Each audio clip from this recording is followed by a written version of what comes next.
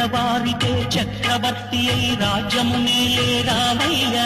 తండ్రి మాటకై పదవిని వదలి అడవులకేగెనయా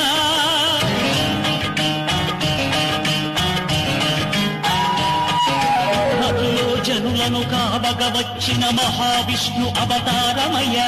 ఆలిని రక్కసుడు అపహరించితే ఆక్రోశించెనయా అసురుని దృంచి అమ్మను తెచ్చి అగ్ని పరీక్ష విధించెనయా సాగలి నిందకు సత్యము చాటగ కులసతినే విడనాడెనయ నా రాముని కష్టం లోకంలో ఎవరో పడలేదయ్యా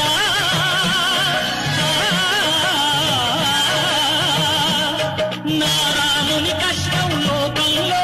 ఎవరో పడలేదయ్యా సత్యం ధర్మం త్యాగంలో